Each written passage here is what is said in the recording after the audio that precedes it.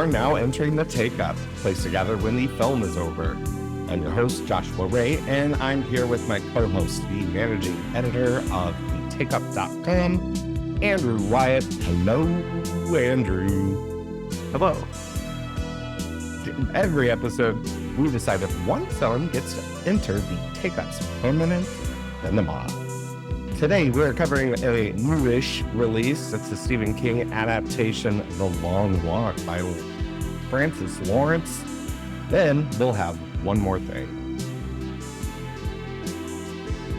So, Andrew, last night I was going through a Letterboxd list of Stephen King adaptations, and I'm like, you know what?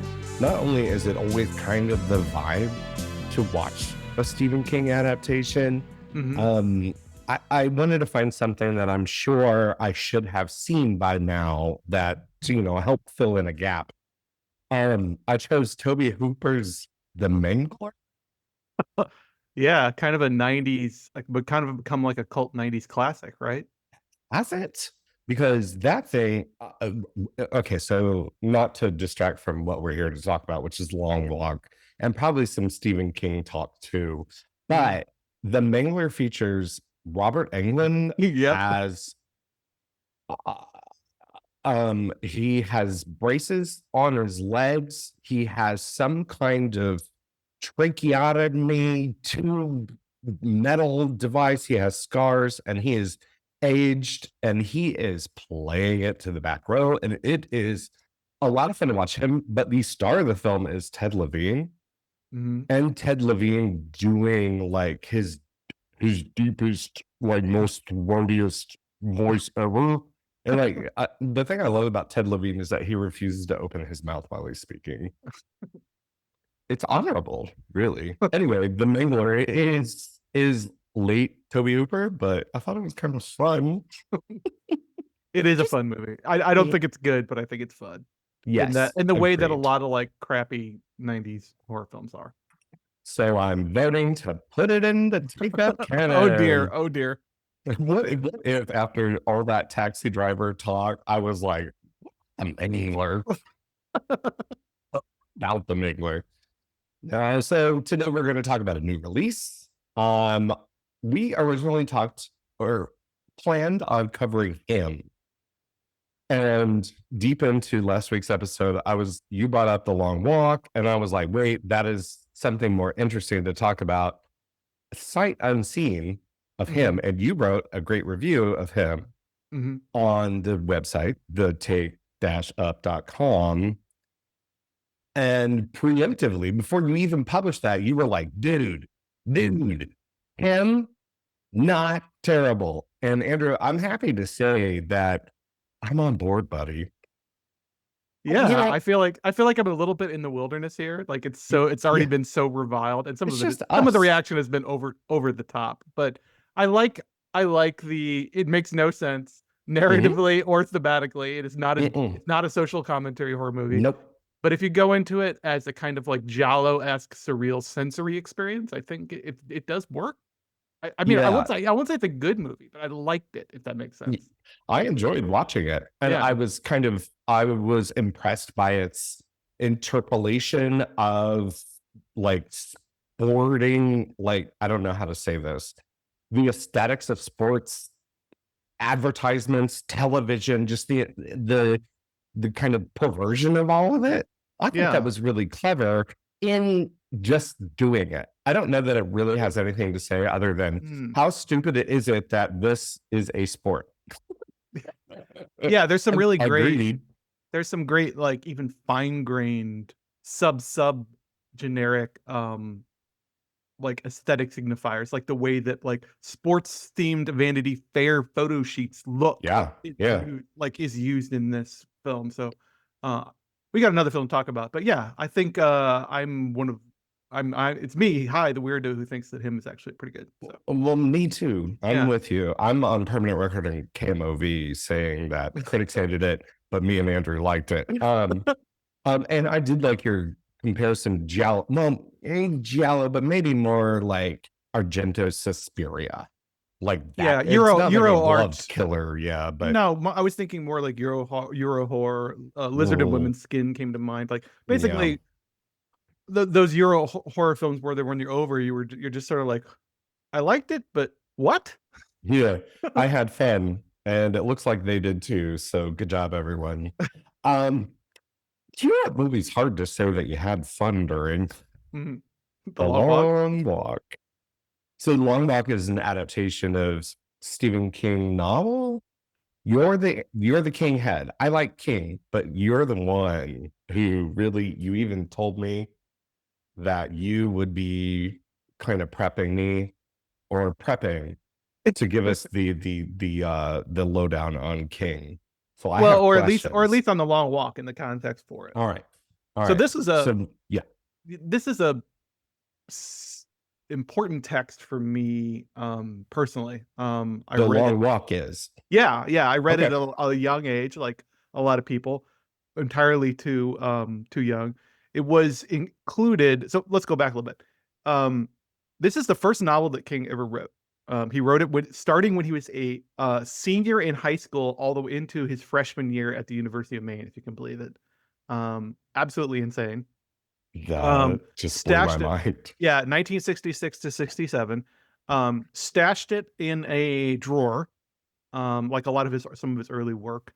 Um, so this is all obviously well before Carrie and Salem's Lot really took off in particular. It was published in paperback in 1979 under his Richard Bachman pseudonym, um, which is a whole other thing in and of itself. Um, King, I think to this day, sort of maintains that the pseudonym was something that came about because of the reluctance of publishers at the time to publish a lot of work by one author, which is sort of crazy to say in retrospect. Saturate, yeah. Yeah, in retrospect, since Stephen King has become like one of the most prolific pop lit authors in America. But so he sort of garroted off his some of his work into this Richard Bachman pseudonym. And um, The Long Walk was first published in 1979, and then it was probably more in terms of its impact, um, really started to get more readership after it was picked up and collected in a hardcover book called the Bachman Books, which collected 4 of his earlier novellas or novels together, which were The Long Walk, Road Work, Rage, and The Running Man. Interestingly, Rage, which is a school shooting novel, and actually also pretty good, going by my memories of 25 plus years ago, was eventually dropped out of print, and it's actually very hard to read now, because there was a school shooter in 1997, the Heath High School shooting in West Paducah, Kentucky, where the shooter was found to have a copy of Rage in his locker after the shooting. Well, you know what? People are, all right, yeah. But Well, it does make me the novel mad. was that was the tipping point. That novel was actually connected to a few school shootings, and my understanding is that novel was the tipping point where King basically told his publisher that he would be okay if the novel went out of print after that, and it was not only pulled out of independent publication. The other 3 novels have since gotten their own sort of hardback editions, including The Long Walk, but Rage was dropped from the Bachman books going forward in most editions. But at any rate, that's how a lot of people sort of first encountered it, was not as a Richard Bachman trade paperback, but as a collection after King's pseudonym had been sort of blown open in the early 80s. And that's where it sort of gained its reputation. And that's where I first read it as well. It, along with a lot of other Stephen King hardbound books back in his Viking Press days, were sort of on my maternal grandfather's bookshelves when I would go visit them. And I sort of picked them up as summer reading whenever we would visit.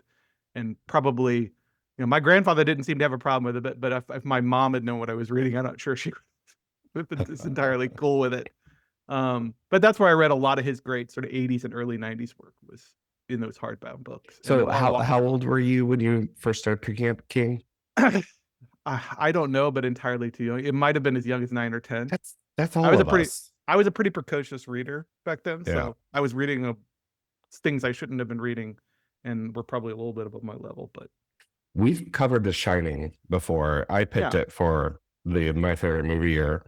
I don't know that I've said this, but Uh, that movie really rocked my brain. I think But it does for a lot of people, yeah.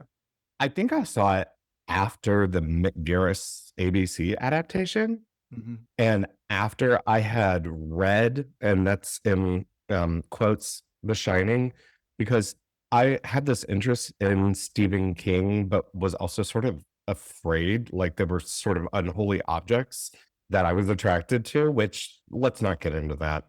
Um, I got a copy of The Shining as a Christmas present from my oldest sister when I was probably around that age, like 8, 9, 10, and it freaked me out so much that I went back and I took this is really cute, especially for me. I took a, whiteout and started whiting out the dirty words in it. Okay, I need to ask though, what is the part of the Shining novel that rattled you the most? Um I think it was always room to is it 213 in the book? It's not It's different in the novel, 237. yeah. Yeah. Yeah, yeah. Yeah, you shining heads go out Yeah. there and investigate that for us. I'm sure they have. I'm sure they have. It means something. Mhm. But yeah, I was way too young to be reading it too. But then I went on and I read Carrie, and it was almost always the movies for me though. And it sort of still is. I wouldn't consider myself a huge fan of his work because I'm largely only familiar with it through adaptation. That makes sense. I don't think, despite the fact that he looms very large in terms of setting my tastes and my early readership, I haven't followed him very closely in the 21st century. Last episode, I talked about one of his 21st century novels I have read, From a Book 8, which I really enjoyed, but I haven't kept up super closely with his output. It's just, I think of him as a formative uh, writer in terms of setting a lot of things about my tastes. Obviously, I was sort of turned me into sort of a young horror head, and from there I went out and Yeah. discovered Clive Barker and Brian Lumley and a lot of other sort of writers who were writing in the 80s and 90s. Um, so yeah, I don't think of myself as like a King head. Their entire podcast dedicated just to him, and his work. So that we're Can I not at that double level. back?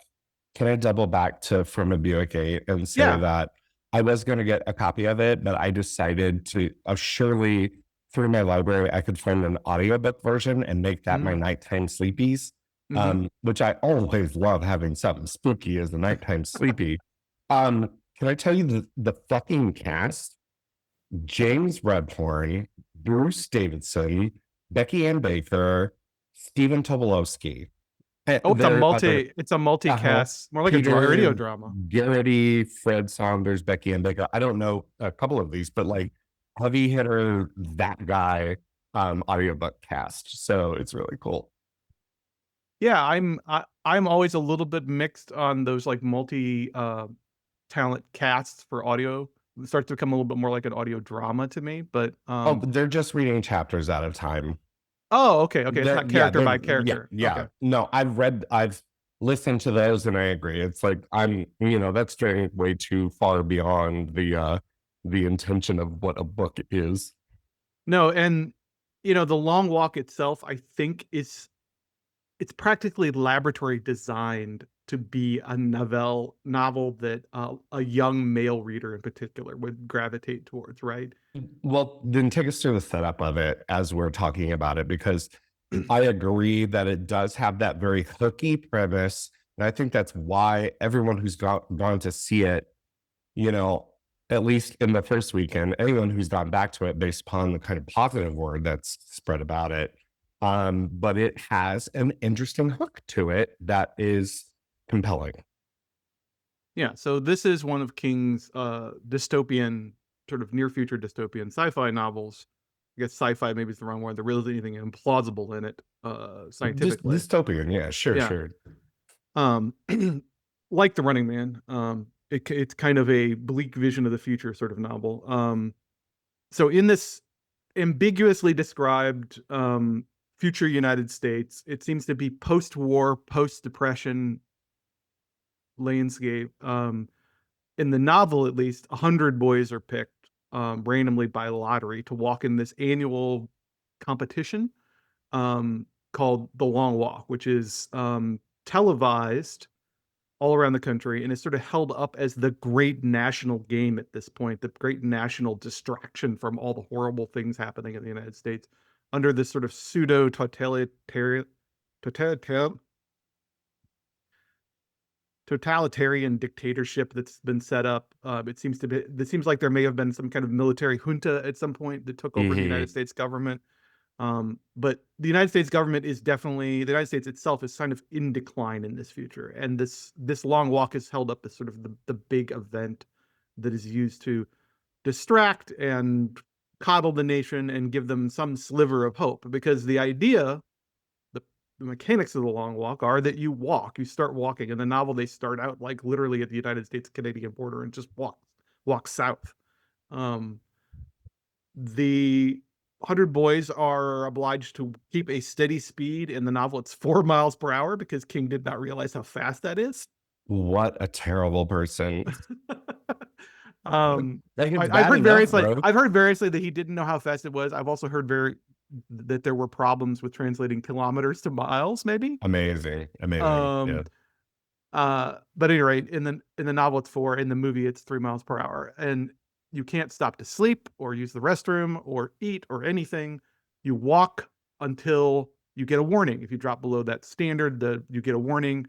Once you hit 3 warnings, you're shot dead in the head by the soldiers who are marching alongside you, or really they're riding in vehicles, of course. You receive your ticket. In the parlance of the which is a great little dystopian, like nice little Orwellian way of describing it. There's a lot of interesting Orwellian language used in the novel that's then translated into the film. But the principle being that there's no finish line to the walk. It's not like there's a goal. The goal is simply an endurance test to see how quickly it takes to winnow out the other 99 boys, or 49 boys in the film. And then the prize is what? Well, the prize, I seem to remember that the prize in the novel was $1 billion, which was at the time was pretty crazy. But you also get to basically ask the government for one thing, and whatever that one thing is, they have to do everything in their power to give it to you. So it's sort of, in this film, it's untold riches. Yeah, they don't even say. Yeah. Which I always thought was funny. Even then, it was like, I thought the government was like in a recession. How are they? How are they scrambling up $1 billion? But whatever. That's where I like that change into the untold riches, because the film has allusions to being contemporary, but it also has a kind of timelessness to it because of the dress, the language, and we can get into more specifics. But then there's tech around the walk itself that seems to be very modern. Yeah, so let me pause a little bit and go back. This film has been in development hell basically as long as the novel has existed. It's a long walk. The attached directors who have been loaded for this are I love this. George Romero. Perfect. Frank Darabont, himself a kinghead. Not as perfect. And but Andre, yes, a kinghead. And Andre Overdahl, who made Scary Stories to Tell in the Dark and the Last Voyage of the Demeter a couple years ago. Yeah. Francis He's a stylish guy, but Francis Lawrence, who, if you're being unkind, you could argue he was brought on basically because he directed the Hunger Games movies, and it feels of a piece with this. Right? I mean, I don't know why else you would. Like, that is exactly because you're wanting to. I mean, the commonalities are very apparent, at least on the surface, because the actual narrative has no resemblance to the Hunger Games, but dystopian, nationwide game for survival, sure, right.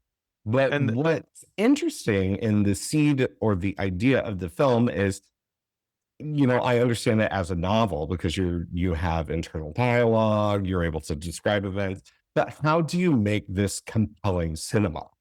And I believe Francis Lawrence is the kind of, I don't mean this in a pejorative sense, but a workman-like director who will look at a problem and in a very, kind of Hitchcockian way, in that Hitchcock was like, let me set up a logistical problem.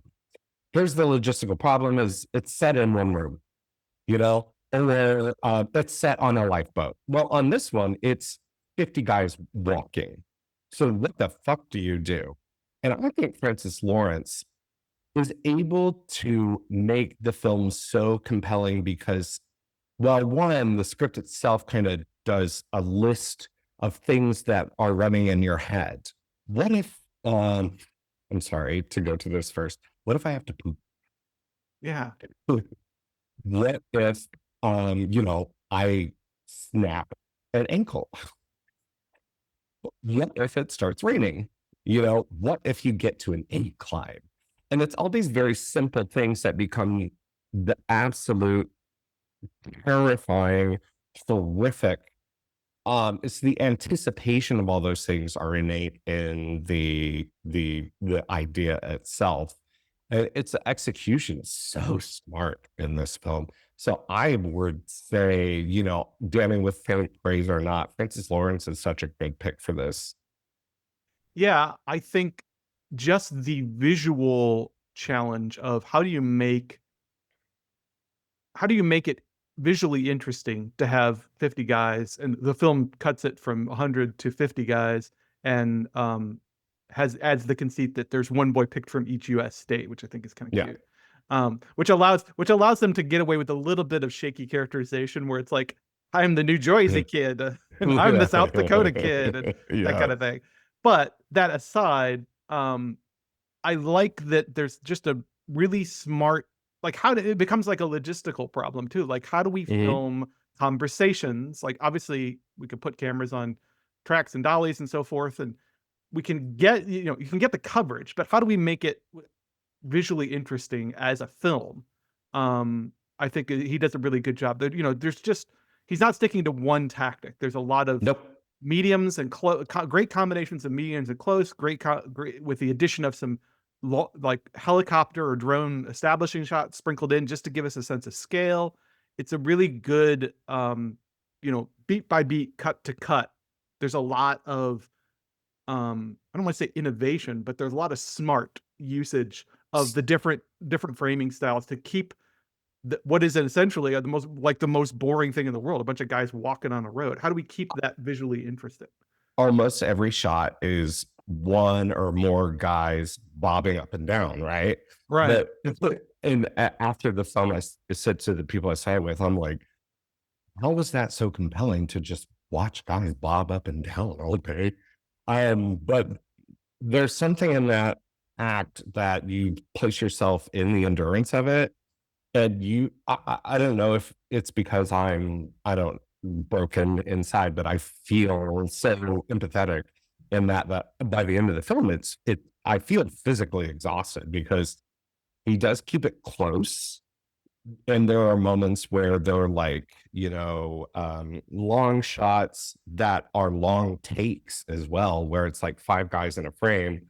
But the script is so smart in building the relationship between all of these guys that sometimes they kind of like their alliance to each other sort of shifts and they shift to different positions in the frame while they're walking. So you have all of this, you're following along in what is really a compelling story in the way it's set up and the way everyone's sort of representative of something in the United States, or, even in a kind of Jungian sense, like, representative of a stereotype or a type. Well, I do want to say that, like, I appreciate the challenge of it as a challenge of blocking. Like, it's Yes, it's it's yes, it's yes, this yes, yes. weird medial. It's not an action movie where people are moving around all over the place and cameras are moving around all over the place. It's not um a static drama where people are sitting in an office having a discussion. It's this weird middle space where the characters are in constant motion and moving in relation to each other, and having discussions, but we have to kind of keep the composition and the blocking of the actors organized in a way that makes sense. But as you say, it's very smart about using the script and the actors in a way that um, we never lose track of where people are. We never lose track of who has affinity or antipathy toward who. It's just really well done. I will say that one thing the novel does very effectively is give us a sense for the idea that the walk is so staggered eventually that it gets drawn out along the road because some people go faster than others. Um, that some of the deaths happen entirely off screen, and that happens in the film. But one thing I think the novel does really well is convey the way that like almost like gossip and rumor moves up and down the line. And so the boy Mhm. was like, "Who died last night?" Well, it was this guy and this guy. Oh, no, I didn't even hear about that. Oh, okay. Like there's a sense in which the camaraderie is actively being the format of the race itself actually works against the camaraderie because some of the guys end up being spread out too far. So they can't hustle together in a group Well, and that's what I like develop about those bonds. taking it down to 50 is much more manageable visually. Yeah, yeah. And, my friend said, leaned over to me halfway through the movie and she said, I just saw some new guys. But it's It's also like because, well, it reminds me of the no name girls in the early seasons of Yellow Jackets, where you're like, wait, when are yeah, those girls getting eaten? Because but they've been here for 2 seasons and nobody's ever called them by name, so they're gonna get eaten sometime. I mean, thank God it's not like an Altman style because I think I would lose all 50 guys if that were to happen. Yeah, Two do emerge, and really it is through the lens of one of the contestants who is played by Cooper Hoffman, who is, Philip Seymour Hoffman's son, the star of Licorice Pizza. He plays Raymond Garrity, number 47, according to IMDb. Yes, I'm having to look, of course. yeah, and Uh, Ray is the point of view character in the novel as well. it makes sense. It's your kind of average, quote unquote, average American teenager. I don't know if in the novel it's this way, but he's from where the walk is going to begin. So he gets kind of at least a sight advantage compared to Yeah, the other boys. And the other he boys are also kind of looking at him as, oh, like aware that he has this kind of advantage, like hometown hero. Yeah, in the novel, in the novel, it starts in Maine, as a lot of King's work Oh, does, wow. What a and surprise. Garrity is from Maine. There isn't like the one-to-one state to boy thing, obviously, in the Mm. novel, but he is the hometown boy. In the film, it's kind of interesting because while they mention some states by name in terms of where the boys are from, the actual location of the walk isn't as clear. It looks a lot like Illinois to me. I don't know off the Oh top of my head no, where it was yeah. filmed. I Yeah, mean, it could be even like in northern Missouri. Like it yeah. is very purposeful in that kind of everyday America small town. But let's talk about that setting because I think one of the more things I haven't seen discussed too much is how um, this film looks in and the America that it's specifically conjuring. So this is like the novel. It's not specific about what separates this dystopia from our reality, but it seems clear to me from watching it based on the style of the clothing and the cars that we see that this may be some alternate America. It may be in our past, but not our past on this timeline. It's a little Yeah. fuzzy. Here's how I read it. The ambiguity of time, there's been this great war. It seems as if there is, where they talk about the financial hardships and a Great Depression that seems to Mhm, have lasted for decades. mhm. It seems to me that this war suspended the lower classes and also sort of siloed off all the economy into the richest and the poorest, right? And what's been suspended is the culture for the lower classes. And I'm reading it that way because there's also sort of a folksy manner in which these boys talk that seems Mhm. out of time and doesn't really gel with them being Gen Z, right?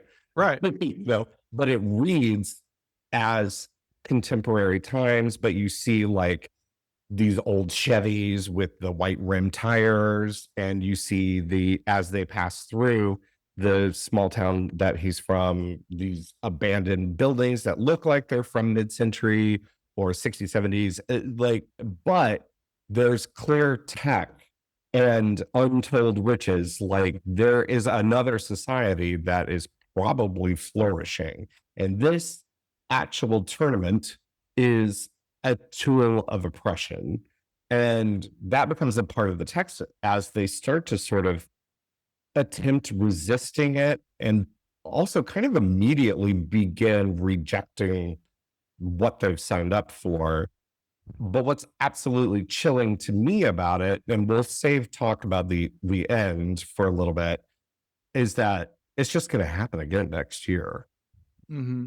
And it's happened time and time again that I'm sure the 50 boys who are picked every single year go through these same things. It's the cyclical nature of it, and how someone chooses to maybe, may or may not break the cycle in the end is what's really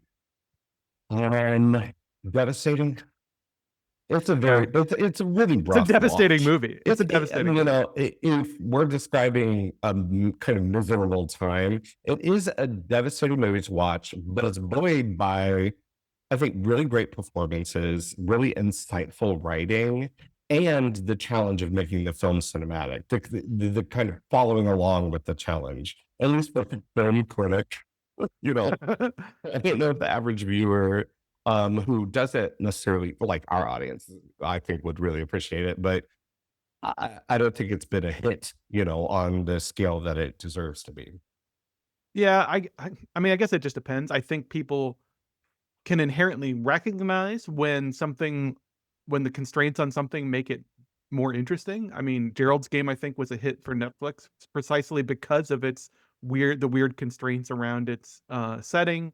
There have been other films that have kind of like played with that, right? Not just in Stephen King's oeuvre, but in horror and thriller cinema. I think particularly is particularly great about that. Is Sure, I taking mean, it's always like a, you know, what is that movie called? Fall, where she's on top oh of yeah, on top of the the high antenna. antenna, That yeah, movie's yeah. fucking terrible. I don't know that anyone saw it, but no, it is one of these films that's like, oh, how will you tell that story? And you're right. I think I'm dubbing down a lot of people, and that's not fair. I'm No, but condescending. It's okay. so we can't really talk about Stephen King, the Ur boomer of pop American pop lip. We can't really talk about this, I don't think, if we without talking about the Vietnam War, right? Sure, sure. I Um, mean, he's writing it while the war is happening, and he's he someone who could potentially get drafted. he's not just writing about it when the war is happening yet. He is writing about it at the exact moment that the Yeah. draft is taking off. I want to quote specifically from this hype article from Vanity Fair back in May, where King provides some context for it. But then I like that the writer sort of opens with this context for King writing this again, 1967 to 1966 to 67 is when he wrote it. King started the novel when he was in high school, and the body count of young American men killed in the Vietnam War was rapidly rising. In 1964, according to government archives, 216 American service members were killed there. By 1965, when his senior year had started, that tally had skyrocketed to 1,928. King then started college in 1966 when the number of troops killed more than tripled to 6,350. It doubled once more over to 11,369 the next year when he finished writing the book with no end in sight. And King, about the novel, when asked about it, the craziest thing is that he says that he was not thinking about this when he wrote it, which he admits Well, that it was. like, He said, "Here's definitely the the author, right? Like, yeah."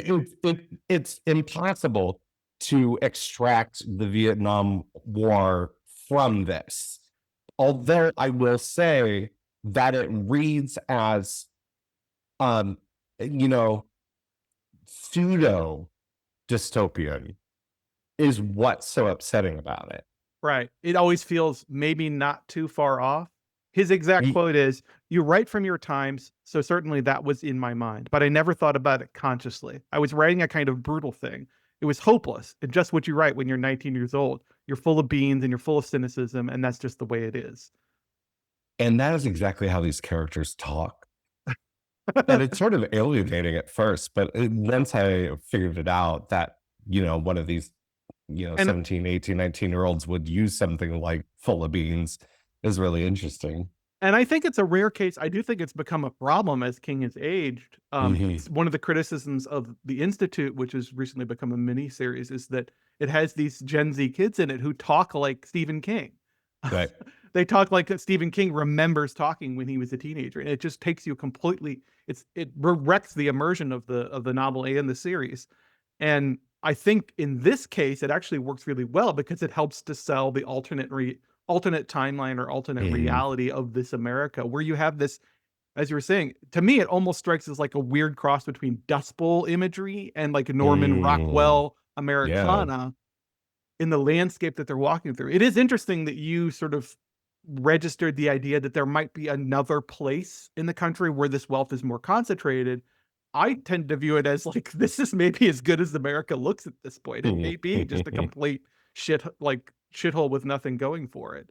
Um, Well, when I say another place, it's probably 100 people, right? I right. mean, this is how we're working now these days. But I do like that also, there doesn't appear to be, if you've ever ridden through sections of the Midwest, it Mhm. doesn't really look like anything's been dressed down.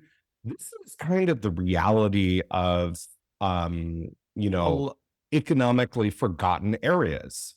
a A lot of lot of small these, town, Heartland in particular, America looks like this, minus the sort of like older cars and costuming, I think, that suggest a more 1950s or 60s milieu. But in terms of the yeah, landscape, it doesn't look that far off. These particularly like when they get to the town where uh, Garrity's mom is waiting for him. Um, that looks played like by ever J- um, Judy Judy Greer. Greer. Yeah, And, we should really like, she is the devastation in this. And she is so good. She has 3.5 scenes. yeah. And she's incredible. The movie opens, and if you know what movie you're going into, you understand the emotions that are happening. But it's a really great way to introduce the characters. It's almost as if it's taking your kid to college, but then it has this despair around it. And then when he arrives, and she's begging him to, turn around and go back, he's kind of figured that she's driving her kid to death. She's just so good. And she's been so good. Even when she's on Arrested Development, screaming "Spring Break" and flashing us. Um, Yeah, she's we a always great give Judy actor. Greer, even when she's in crappy. I've seen her in some crappy genre stuff. She's always Sure. good in it. Yeah, Like yeah, yeah, yeah. we give Judy Greer her flowers here on the Take Up. So, But there's another actor I think we should talk about, and oh the yeah, central relationship that's happening here, and I'm gonna bring it here. yeah. And I'm watching this movie about these guys, like, and another thing that's popping into my head is like, they're just a bunch of dudes hanging out. Like, I don't know what's gonna happen. Okay, you will not. You will be pleased to hear this. I The, the so queer the queer subtext is not subtext in the novel. yeah, yeah, and it's It's not even openly really. discussed. The relationship between Ray and Pete is openly discussed as being queer coded. So my husband and I saw this, and he has taken this long walk fandom. You remember what happened with Conclave last year, where all the Oh God, lesbians took it over and the girls are decided fighting. it was for them. Yes, absolutely, it was their drama. And there's, I guess, even before the film came out, this fandom of The Long Walk and the boys in The Long Walk, shipping them, and but it How is all much of there. There's a this scene in the book where he thinks about jerking him off, right? Isn't that it? I want to know though, how much of this fandom is fandom for David Johnson's guns, because that guy I don't. that has Uh, not skipping arm day. Look, it started before the movie, but it has only increased after. But yes, the the racial aspect, the sexuality, it's so interesting. But these two connect immediately. Cooper Hoffman's character being white and David Johnson's Did I say his name right? David Mhm, Johnson. mhm, Um, character. Well, David Johnson in that movie that you really loved, Lane. mhm. And he's so sweet in that movie and so smart in it. But then he was in Alien Romulus and was a standout too. And here he is just like, he's such a movie star. He's such a presence and he really understands his character. And you do get these kind of shades of like a little bromance, and he's such a kind of presentational person, but it turns out that he is also gay. And is that in the book? Because he just looks at him, he's like, girlfriend? No. I don't remember it being explicitly that I don't remember that Pete explicitly says that he's gay. There is some interesting way that the characters were condensed and combined. Again, it's Mm, been 25 plus years since I've read the novel, but my memory is that some of the characters' traits have been sort of smashed together. Part of that may just be the reduction of the cast from 100 boys down to 50 boys. yeah. But I say boys, but some of these guys are obviously adult young men. But like there is a sense in which maybe some of the character traits have been shuffled around for convenience. I do appreciate that the cast and the writer J.T. Molnar, who also wrote and directed Strange Darling, has talked about the casting process. He said that his understanding is that it was cast in sort of of a colorblind way, but it feels to me like they made an obvious intention to diversify the cast of the boys compared to King. I think in King's novel there's one African American walker, and that's the only non-white walker in That's the insane. group. So there is a sense in which like the film uses its racial diversity in a smart way, which is I think it doesn't completely ignore the boys and their heritage and what states they come from and what their backgrounds might be economically, religiously, and so forth. But it does have a kind of it has the same thing like a good military picture has with a diverse cast, which is that Mhm. sense of camaraderie in the foxhole is really strong here, which I think works really effectively. But also, like, there's always those two couple of unstable guys who you're never quite sure about, and so it works. It almost works on kind of war movie logic in terms of like who is this band of brothers and who are the archetypes represented and what deeper truths are we going to learn about their characters as the story goes on, which I think is really effective. Treating it like a war And drama in that way seems smart to me. do you know the film Punishment Park? The Peter Watkins um pseudo doc about something very similar. Um, Not pseudo doc. What do you call it when it's not a documentary, but it's made like? Docufiction Yeah, sure. or mockumentary.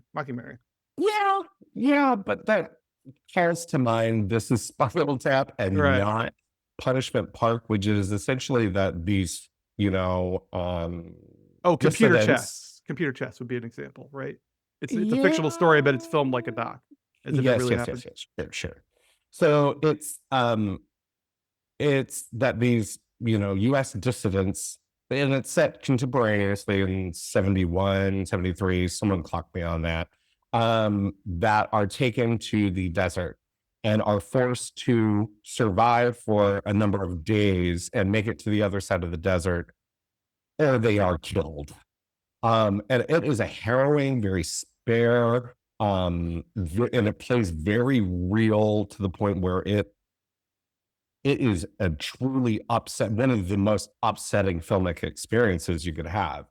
This film doesn't play like that, even though all of those narrative kind of checkpoints are there. Like you're anticipating the very first one killed, which in this film is the most violent, and you're anticipating kind of who's going to fall off, and as the film progresses, you sort of get people in the background as these boys are forcing themselves to continue to walk away from people dying.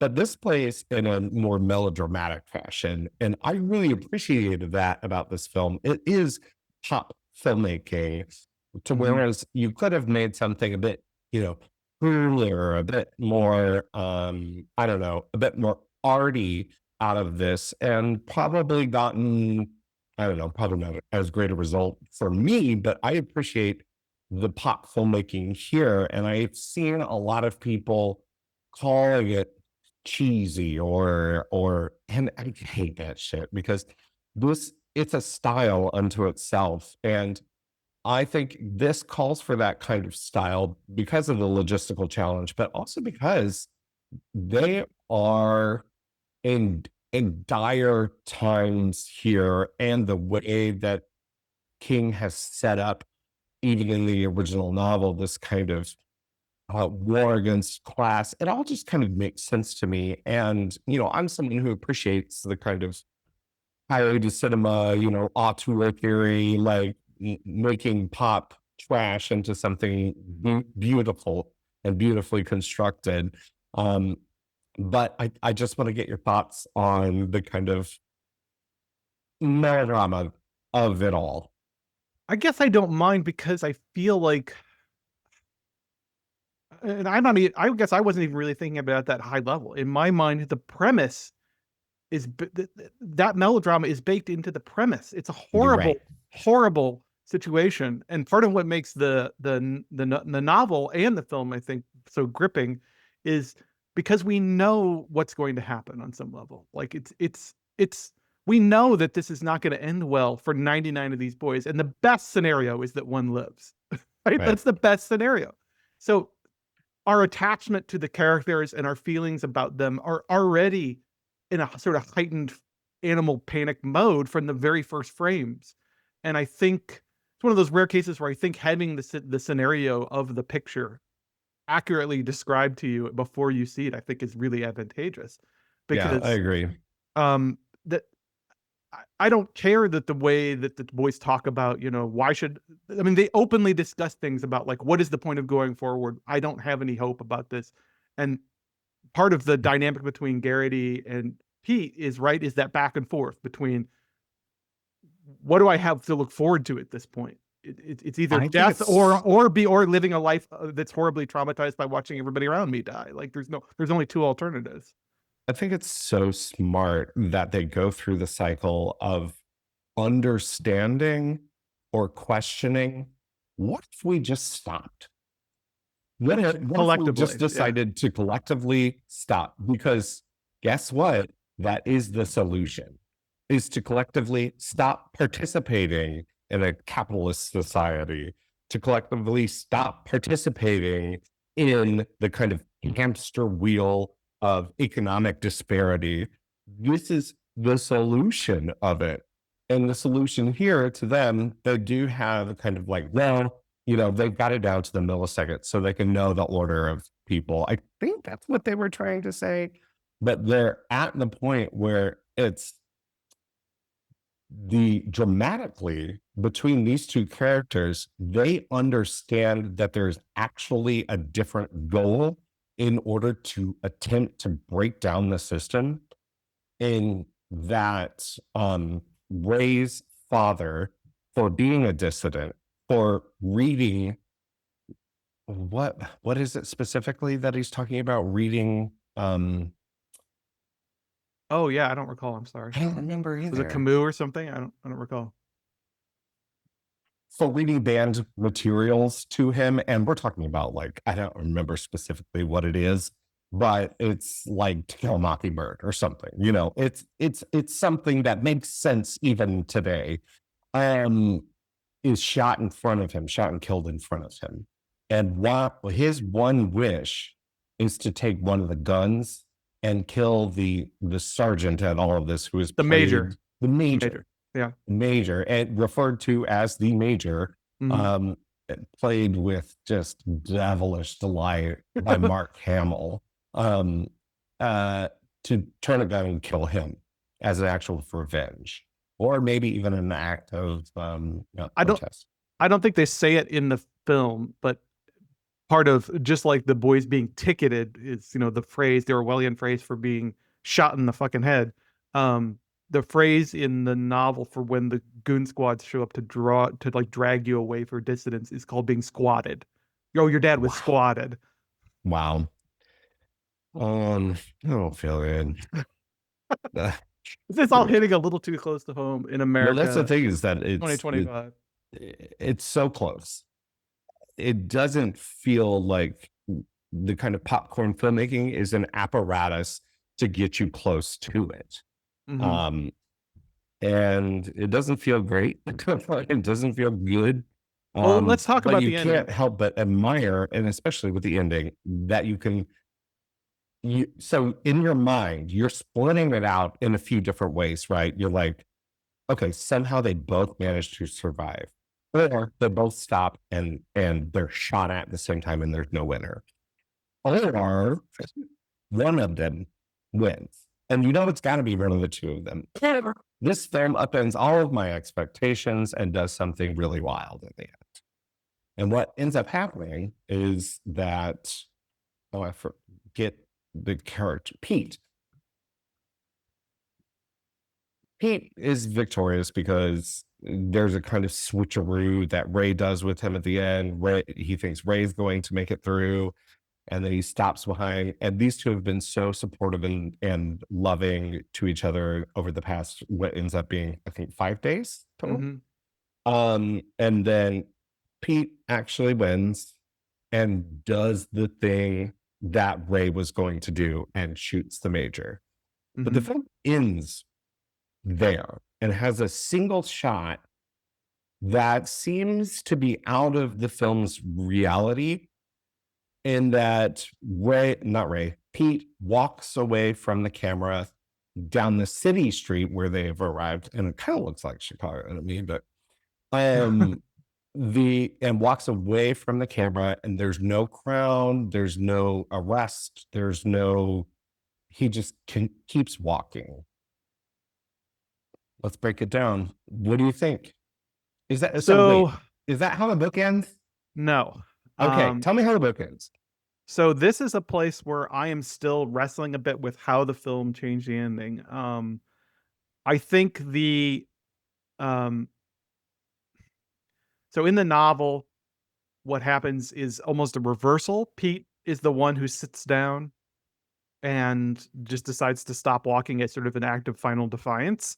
Mhm. And actually, Stebbins, the major's bastard son and self-identified rabbit for the long walk, meaning the contestant who's a pseudo ringer who's there to make sure the walk goes on as long as possible.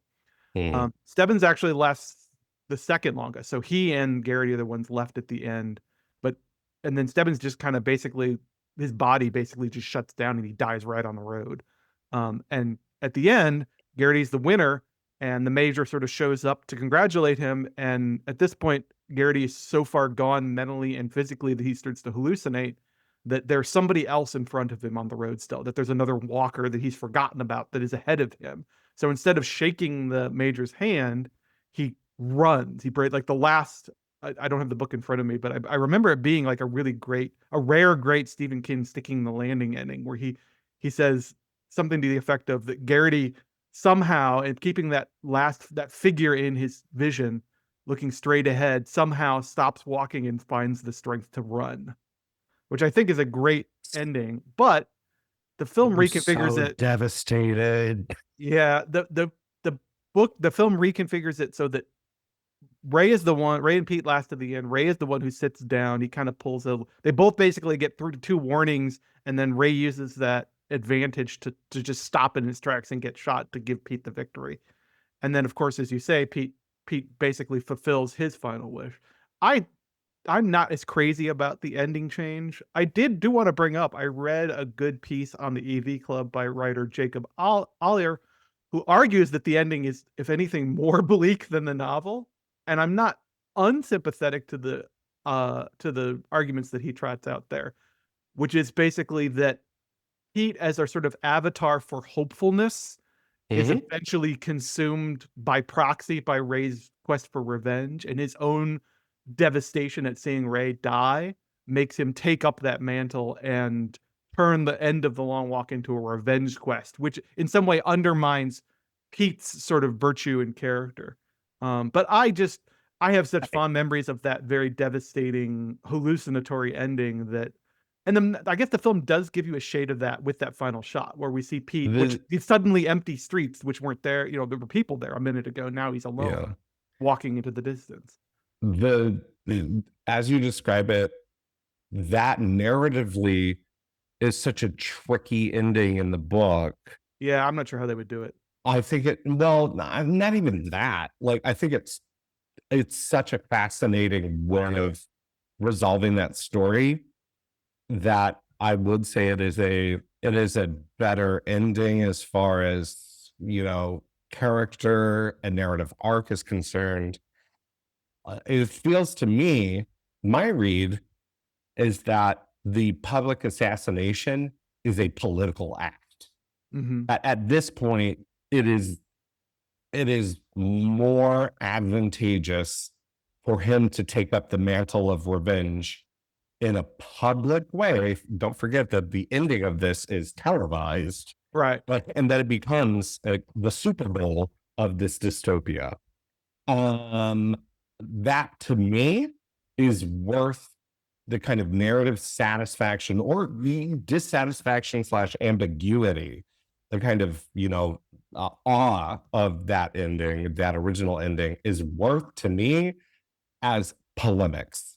And in this time where maybe if we're still around in 30 years and we're not all walking to our deaths, maybe it'll read as pat or even like quaint. But to me, right now, seeing two people resolve in empathy Hmm. and we've got two films back to back where we're like political assassinations as we're living in a time of political assassinations.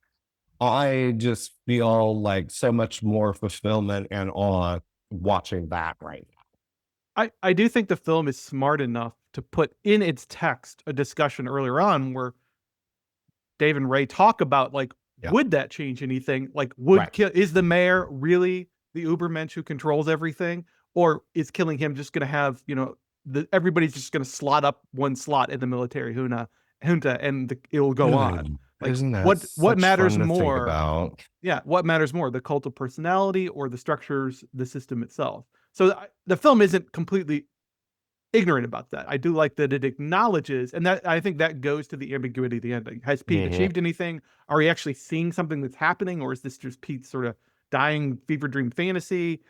Again, shades of Taxi Driver. I don't know, but um, I feel like the novel is such a rare sort of King nailing the ending, a great closing line too, that I have a lot of affection for it. So I'm probably a little bit ill disposed towards any changes to Eh, that. I do like that they flipped it in terms of Ray and Pete being the one at the end. The film's casting gives the sort of uh there's sort of a war movie trope where the black best friend in the trenches sacrifices himself for the white lead character, which the film Yeah, flips. I think the film is conscious about how it's flipping it that is script a very little bit, conscious about that. That might be a problem. Yeah. which I think is interesting. So I don't disagree with the changes as changes per se. I'm more just sort of so attached to the original novel's ending, and that like, of course, King heads have sort of like interpreted. Um, does that ending connect to the larger Kingverse stuff with the Man in Black and so forth? But this is a novel written in '67. In 1966, 67, before King even was a writer. So, um, I'm not sure that holds water. I just more have great affection for it as a sort of tight little piece of dystopian fiction. But yeah, Well, still works, and I think within the logic of the film, it works. having said all that, Mhm. having walked all this way, it's clear that we both have an appreciation for this film.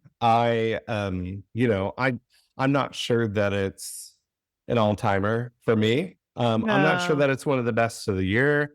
I think it's an achievement.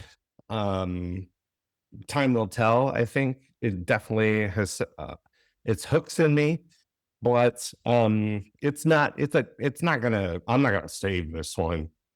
no, I don't think it's an all-timer. I don't think it's a masterpiece. I am really impressed with it as a work of adaptation. I was surprised how much it looks like what I had in my mind's eye 25 years ago. And I'm Yeah. not sure how many adaptations you can say that about, where it's like, yes, this is pretty much exactly what I was visualizing on the page and from the page when I was reading this as an impressionable young horror fan. So I think that in and of itself, the fact that it makes changes, but to preserve so much of both the essence and the feel, the vibe of King's Novel, I think that alone is a pretty impressive achievement.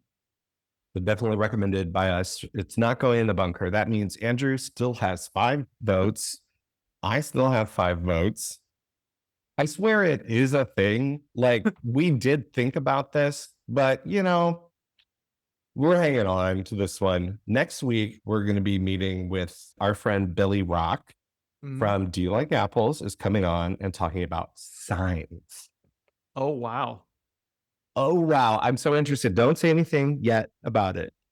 So I think some voting. I don't know. I'm interested to see how that goes down.